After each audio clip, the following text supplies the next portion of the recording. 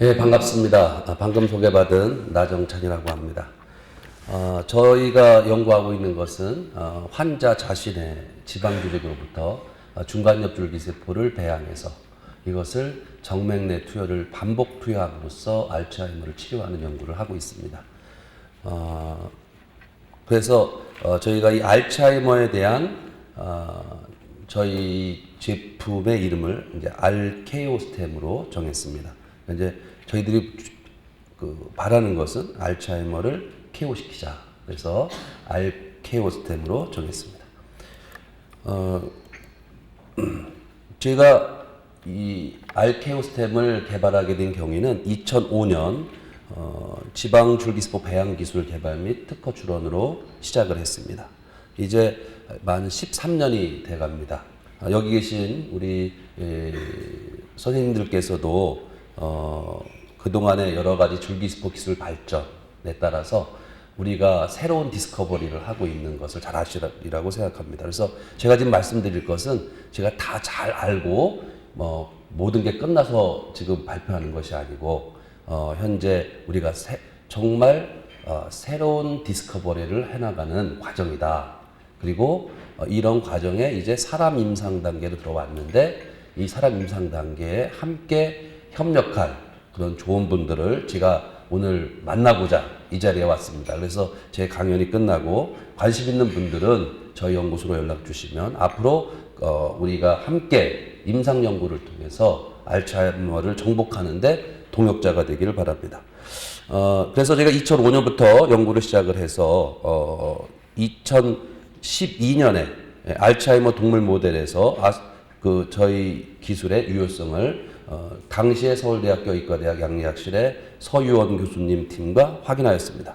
그리고 2016년 11월에 미국 FDA로부터 알츠하이머 임상 1, 2상을 승인받아서 작년 2월부터 미국 임상 첫 환자 투여를 시작했고요. 작년 말에 정맥내 투여 환자 대상 초기 안전성 보고서를 FDA에 제출하였습니다. 앞에 연자들께서도 말씀하셨다시피 이 지금 줄기세포를 사람에게 적용하는 이것은 대부분이 메센키말 스템셀이라고 하는 중간엽 줄기세포를 이용합니다. 그런데 이 중간엽 줄기세포는 여러 신체 부위에서 얻을 수가 있어요. 그런데 그래도 가장 덜 인베이시브하고 그리고 무엇보다 중요한 것이 앞으로는 줄기세포를 단회 투여보다는 반복 투여를 해야 됩니다.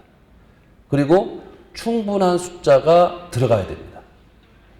그러니까 결국 앞으로 줄기세포 치료에서의 중요한 포인트는 첫째가 안전성, 두 번째가 충분한 효과를 발휘할 수 있는 충분한 숫자의 줄기세포 공급, 셋째가 이와 더불어서 줄기세포가 얼마나 호모지니어스하게 배양이 돼서 표준화된 세포 품질을 유지하느냐. 이게 아주 굉장히 중요합니다. 그래서 우리가 눈으로 보이지는 않지만 이 지금 줄기세포 치료의 가장 중요한 포인트들을 이루기 위해서는 환자 유래든 아니면 동종 줄기세포든 배양 기술이 핵심입니다. 이 배양 기술을 통해서 이 배양된 줄기세포가 갖고 있는 특성이 무엇이냐가 치료 성과하고 직결된다 할 수 있습니다. 그래서 저희 바이오스타 연구원에서는 이 줄기세포 배양 기술의 개발에 집중하고 있습니다. 첫째로 우리가 알츠하이머 병을 치료함에 있어서 무엇보다 환자의 안전 또 투여의 용이성을 고려해 볼 때 그래도 전신요법 중에서 정맥내 투여으로 투여하게 되면 상당히 편리합니다. 그러니까 특별히 수술요법이 필요 없고 여기 계신 우리 노인정신의학회 회원님들도 우리가 쉽게 접근이 가능한 방법이죠. 그래서 정맥 투여를 하려면 중요한 게 줄기세포를 배양하는 과정 중에 자칫하면 세포 크기가 커집니다. 계대 배양하면서. 그래서 어떻게 하면은 그 줄기세포를 작게 유지하느냐가 굉장히 중요한 세포 퀄리티 중에 하나입니다. 그래서 저희는 이것을 작게 유지되는 그러한 줄기세포 배양 기술을 개발했고요. 두 번째 중요한 것이 대개 알츠하이머 치매 환자들이 연세가 많습니다. 그런데 이 알츠하이머 환자들의 그런 노인의 줄기세포가 우리 몸속에 존재할 때는 그 젊은 줄기세포도 있지만 노화된 줄기세포가 많습니다. 따라서 이 젊은 줄기세포만을 선택적으로 배양하는 기술을 저희가 성공해서 이 노인들의 몸의 지방 조직에서 있는 줄기세포도 랄지라도 그 중에 아주 젊은 줄기세포만 선택적으로 배양하는 기술을 개발하는 데 성공했습니다. 뿐만 아니라 현재 우리나라에서 또는 미국에서 허가받은 줄기세포 치료제가 있습니다. 그런데 문제는 국내용밖에 안 됩니다. 왜냐하면 유효기간이, 그러니까 줄기세포를 만들어 제품화가 돼서 3일 이내로 사용을 해야 됩니다. 어떤 줄기세포 치료는 2일밖에 안 됩니다. 유효기간이. 그래서 결국은 수출을 할 수가 없습니다.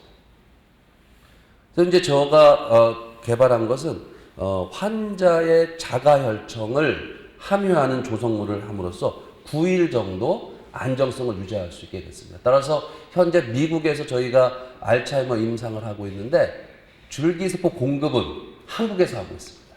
한국에서 보내서 LA의 2군데 병원, 하와이에 있는 병원을 보는 3개 병원에서 임상을 할 수 있는, 즉 우리 줄기세포를 수출할 수 있는 그런 기술을 갖게 됐습니다. 네 번째는 줄기세포를 배양해서 사용하는데 가장 걱정하는 것이 암의 유발 가능성입니다. 그래서 어떻게 하면 줄기세포가 원래 몸속에서 좋은 기능을 했던 그런 기능을 유지하는, 즉 암세포를 억제하는 특성을 갖게 하느냐가 아주 중요합니다. 그래서 저희가 역점둔 것은 바로 줄기세포가 배양 후에 그 암세포를 억제하는 활성을 갖도록 하는 기술 개발에 성공했습니다. 이러한 줄기세포의 품질이 아주 중요한데요. 그와 더불어서 줄기세포의 순도 유지, 유전적 안정성이 매우 중요합니다. 그래서 호모지니어스한 아주 일정한 세포 품질을 갖는 게 아주 중요하죠. 그래서 보시는 것처럼 핵형 분석 SNP를 통해서 이것을 확인했습니다. 미국 FDA에서는 우리가 계대 배양한 줄기세포를 사람에 쓰기 위해서는 계대 배양한 계대 수 곱하기 3배 이상 계대까지 최소 이 유전자 안정성이 유지돼야 된다는 자료를 제출해야 됩니다. 그 다음 이제 우리가 그 알츠하이머병을 타겟으로 저희들이 연구하면서 이제 결국은 신경세포로의 분화가 가능한 것인가, 지방줄기세포가, 이것을 저희들이 확인해서 이 신경세포로 분화되는 것을 확인했고요. 그리고 보시는 것처럼 이 배양을 통해서 이러한 줄기세포가 미국의 다른 그 줄기세포를 키우는 그 배양 배지에 비해서 저희가 독자 개발한 그 배양 배지에서 키웠을 때 줄기세포가 훨씬 싱싱하고 젊고 안전하다 하는 것을 확인하였습니다. 또한 이 알츠하이머 치매에 대한 지금 미국 임상을 하기에 앞서서 전임상 연구를 통해서 저희 알케오스템의 안전성을 입증하였습니다. 단회 투여 독성 시험, 다회 투여 독성 시험. 다회는 13회를 투여하는 것까지 저희들이 안전성을 확인했고요. 무독성 용량, 무독성이 체중 키로당 5 곱하기 10의 7승, 즉 체중 키로당 5천만 개죠. 네, 체중 5천만 개. 저희가 지금 임상 예정하는 용량의 10배까지도 안전하다. 이걸 확인했습니다. 다음에 바람성 시험을 했고요. 문제 없음을 확인했고 분포 시험을 한 바 있습니다. 그와 더불어서 최근에 작년 말에 그동안 본인의 자가지방 줄기세포를 배양을 해서 줄기세포를 10억 셀 이상, 10억 셀 이상, 1억 셀이나 10억 셀입니다. 10억 셀 이상 그 투여받으신 분을 3년 내지 6년간 추적을 해서 저희들이 암 표지자 검사를 베이스라인과 3년 내지 6년 후에 비교를 해서 했더니 문제가 없는 것을 확인해서 이제 저희 바이오스타 연구원에서 개발한 방법으로 배양한 줄기세포를 지방률의 MSC를 정맥내 투여를 하더라도 이 발암성에 미치는 영향이 없다는 것을 저희들이 입증해서 발표한 바 있습니다.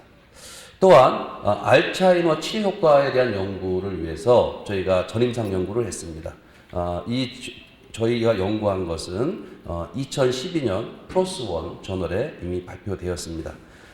그래서 정맥 내 다해 투여를 했을 경우에 그 학습 능력과 기억 능력이 개선되고 아밀로이드 플라크 수가 감소되고 뇌내의 IL-10과 VEGF가 상승한다는 걸 밝혔는데요. 지금부터 간단하게 저희가 그 연구한 이게 어떻게 이 줄기세포가 알츠하이머의 치료가 있을까 하는 작용 기전 연구에 대해서 말씀드리겠습니다.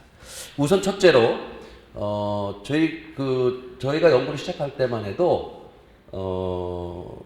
줄기세포를 정맥내 투여하면 과연 뇌로 갈 거냐, 그게 가장 의심이 되고 믿지 않았습니다. 그런데 저희가 그 알츠하이머 모델 동물을 대상으로 해보니까요, 보시는 것처럼 이렇게 빨간 게 이제 태깅, 형광물질을 태깅한 줄기세포를 정면에 주사 놓은 겁니다. 놓고 나서 봤더니 브레인에 가더라를 저희들이 확인한 겁니다. 브레인에 가더라를 저희들이 확인했습니다. 둘째로는 이 다이에 투여를 했을 때 뇌내의 아밀로이드 플라크의 수를 감소한다.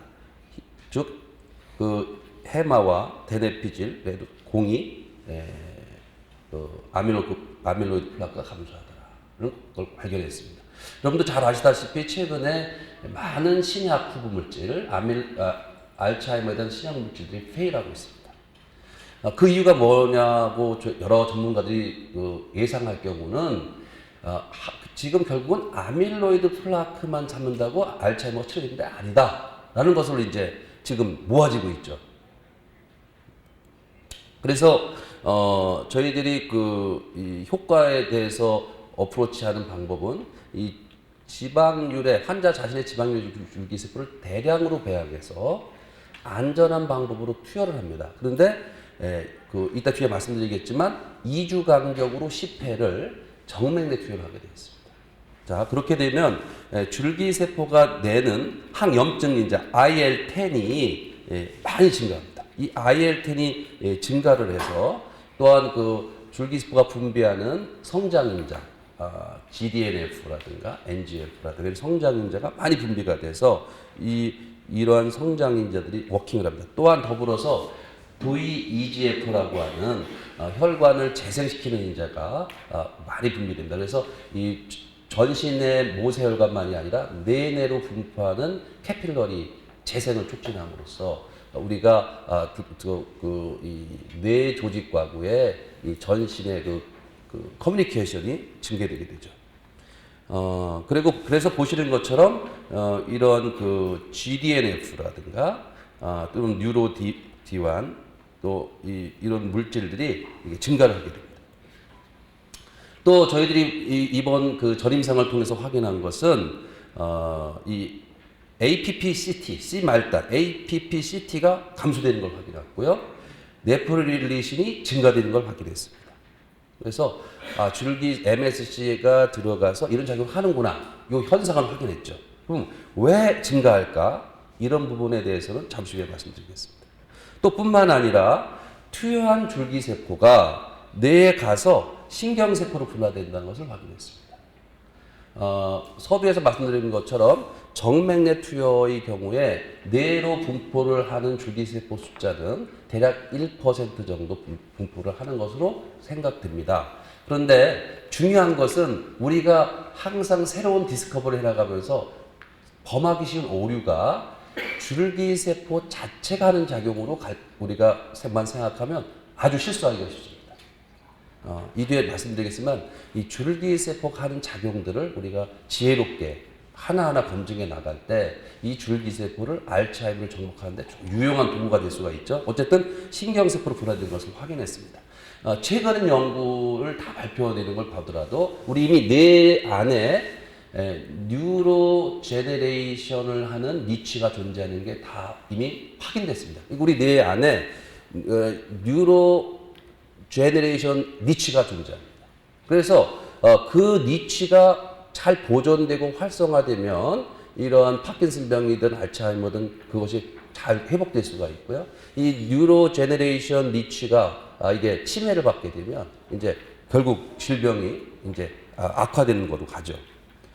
그래서 저희들이 그 연구를 해본 결과는 이 정면으로 투여한 줄기세포가 BBB를 통과해서 이렇게 신경재생 또 이 덴드라이트, 뉴로날 덴드라이트를 이렇게 증가시키고 모폴로지도 훨씬 길게 하고 하는 것을 확인한 바 있습니다.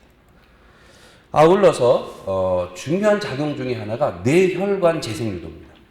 뇌혈관 재생유도. 그러니까 그 지방률에 저희가 배양한 줄기세포를 반복 투여를 함으로써 뇌혈관 재생이 늘어나게 됩니다. 그래서 이 브레인 캐필러리가 이렇게 보시는 것처럼 늘어나게 되죠. 이런 걸 통해서 저희들이 확인한 것은 기억력 개선을 또 확인했고요.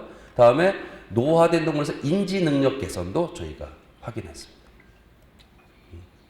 이러한 결과를 미국 FDA에 제출해서 임상 1, 2상 승인을 받았습니다. 그래서 저희들이 지금 하고 있는 임상 시험은 전체 60명을 목표로 저희 알케오스템 투여군 30명, 다음에 가짜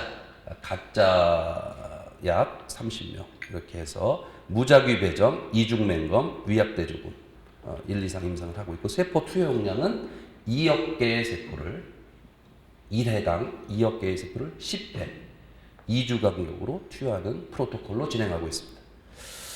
이에 대해서 현재 이렇게 진행하는데 현재 19명이 등록이 되었고 9명이 투여 중이고 5명의 투여가 완료되었습니다.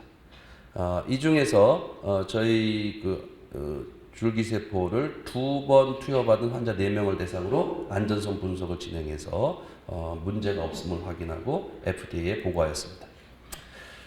뿐만 아니라 금년 4월 11일자로 일본에서 저희 기술이 일본 후생성에 공식 허가를 받았습니다.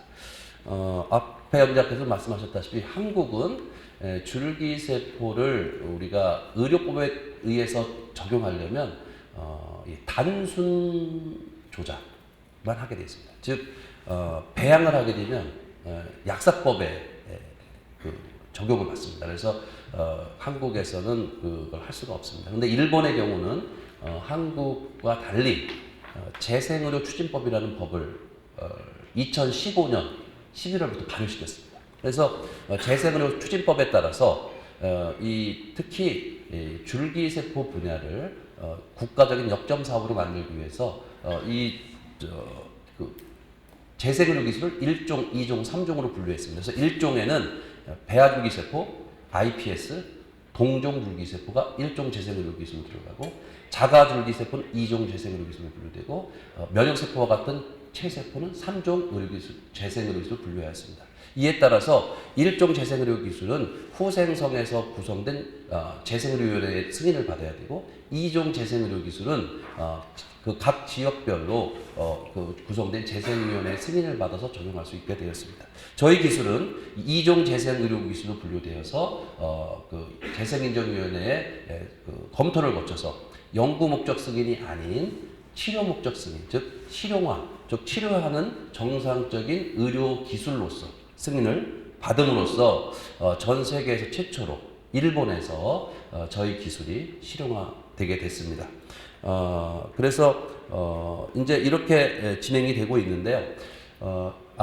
앞에서 잠깐 말씀드렸다시피 줄기세포 연구는 사실 진행형이라고 말씀드릴 수 있습니다. 물론 안전성에 대해서는 이미 확보가 됐지만 이것을 어떻게 하면 가장 더 효과적으로 질병 치료를 할 수 있을 것이냐, 이것은 각자 다 모든 사람들이 관계자들의 지혜를 모아야 되는 상황인데요. 저희 연구소에서 앞으로 계획은 엑소점 연구를 저희들이 지금 시작을 했습니다. 여러분들이 발표하셨지만 최근 들어서 이 줄기세포가 치료 효과가 되는 이유가 뭘까? 근데 지금까지는 대개 다이렉트 이펙트, 줄기세포가 직접 분화하는 작용, 두 번째 사이토카인 이펙트를 얘기를 했는데 최근에는 이 30 내지 150 나노미터 정도의 아주 작은 물질, 이 엑소좀이 결국은 치료 효과에 작용한다 하는 것이 많이 밝혀져 있고요. 이미 그런 연구 결과가 많이 발표되고 있습니다. 그래서 결국은 앞으로 이 줄기세포를 배양을 하면서 우리가 사람한테 투여하는 줄기세포가 특정 질병, 일본 알츠하이머 질병에 필요한 그 컴포넌트, 엑소존 컴포넌트를 얼마나 많이 함유하냐. 이게 중요한 하나의 연구 분야가 되겠습니다. 그래서 이런 부분들을 같이 할 때 보다 더 에비던스 베이스드 세라피로 우리가 갈 수 있다고 볼 수 있고요. 또 하나 중요한 분야가 텔로미어입니다. 그래서 우리 노인분들의 경우 또 특히 알츠하이머 환자의 경우는 텔로미어 랭스가 짧다는 게 이미 아주 메타 애널리시스로 다 발표되어 있습니다. 그래서 결국은 이 텔로미어와 알츠하이머 그리고 스템셀 이것을 어떠한 상관관계 속에서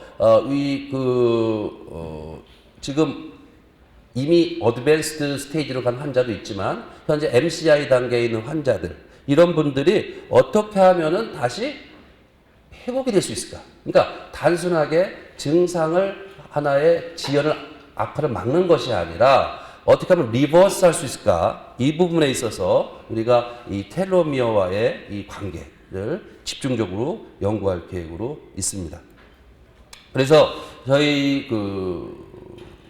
네이처셀에서는 이 알케오스템의 향후 계획을 2019년 12월 말까지 임상 1, 2상을 완료할 것으로 예상이 됩니다. 현재 중간 분석을 하려고 하는데 환자가 한 30명 진행되면 중간 분석을 맹검이 깨지지 않는 상태로 할 계획인데 내년 3월 정도에 결과가 나올 것으로 예상을 하고 있습니다. 그리고 이걸 완료해서 미국의 RMAT라고 하는 신속심사 지도가 있습니다. 그래서 RMAT를 신청을 해서 가능한 한 피보탈 스터디로 들어가는 걸 목표로 하고 있습니다.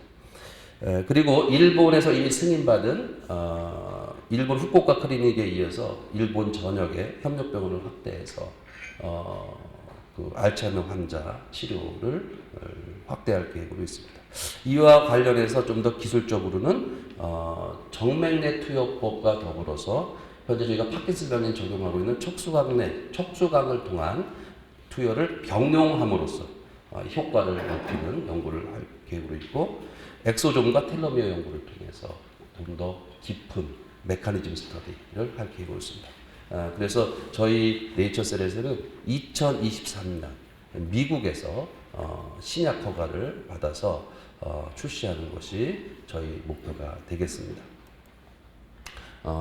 그래서 현재 이렇게 미국에서 임상을 하고 있는데 상당히 좀 기대를 많이 하고 있습니다.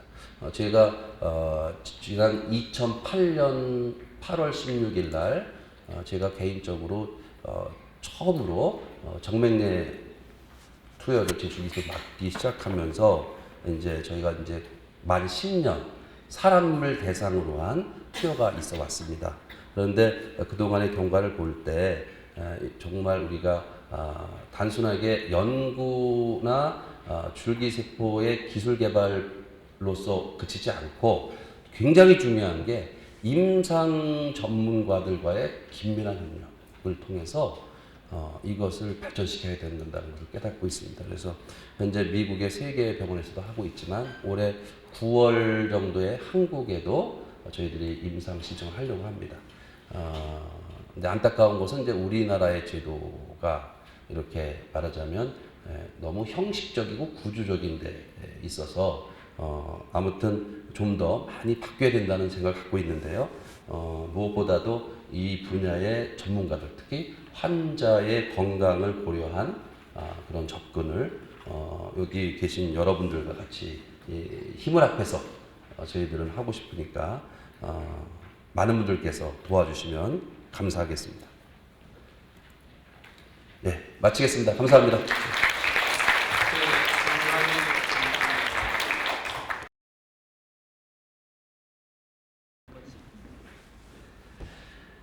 우선 첫 번째 질문 주신 거에 대해서 BBB 통과에 대해서는 이제 두 가지로 볼 수 있습니다. 하나는 세포 특성, 그러니까 줄기세포가 말하자면 문제 있는 부위를 찾아가는 마이그레이션의 능력을 높이는 것도 아주 중요합니다.